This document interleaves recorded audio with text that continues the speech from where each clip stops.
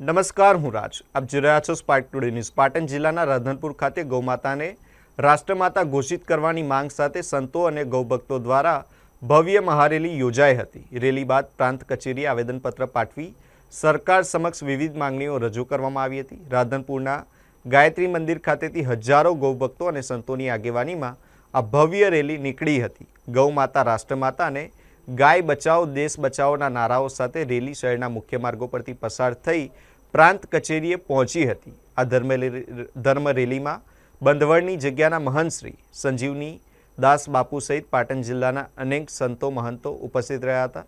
મહંત શ્રી સંજીવની દાસ બાપુએ જણાવ્યું હતું કે ગાય ભારતીય સંસ્કૃતિ, ખેતી અને પર્યાવરણ સાથે જોડાયેલું આસ્થાનું પ્રતીક છે અને ગૌમાતાને રાષ્ટ્રમાતાનો દરજ્જો આપવો જોઈએ. પ્રાંત કચેરીને જઈને અધિકારીને આપવામાં આવેલા આવેદનપત્રમાં જણાવ્યું હતું કે ગૌમાતાને સત્તાવાર રીતે રાષ્ટ્રમાતા જાહેર કરવામાં આવે, ગૌ હત્યા પર દેશવ્યાપી પ્રતિબંધ મૂકવામાં આવે, 24 ઓગસ્ટને રાષ્ટ્રીય ગૌ માતા દિવસ તરીકે ઉજવવા તેમજ કાંકરેજી જેવી દેશી ગાયોના સંવર્ધન માટે ખાસ યોજના બનાવવાની પણ માંગ કરવામાં આવી છે. રેલીમાં રાધનપુર ઉપરાંત આસપાસના ગામોના ખેડૂતો, માલધારીઓ, મહિલાઓ અને યુવાનો મોટી સંખ્યામાં જોડાયા હતા.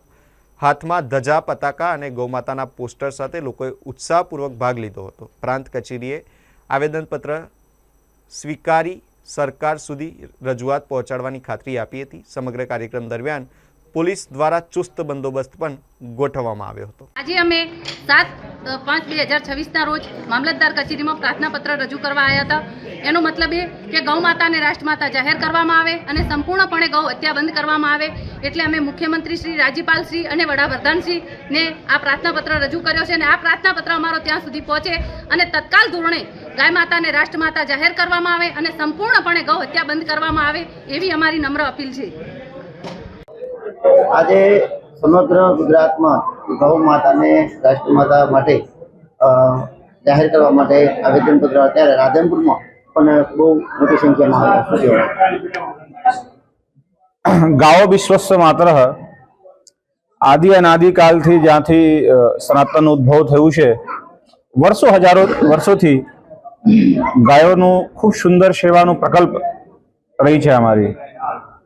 ભારતમાં ગાયો બચી નથી. હવે એવી વિકટ પરિસ્થિતિમાં ભારત જ્યારે એક સ્વર્ણિમ યુગ જે છે એનો ઉદ્ભવ થયો છે, એ સમયમાં સંપૂર્ણ ભારત વર્ષના અખાડા દ્વારા સાધુ સંતોના નિર્ણયથી સંપૂર્ણ ભારતમાં ગૌ સન્માન આવાહન અભિયાનનું આયોજન કર્યું છે.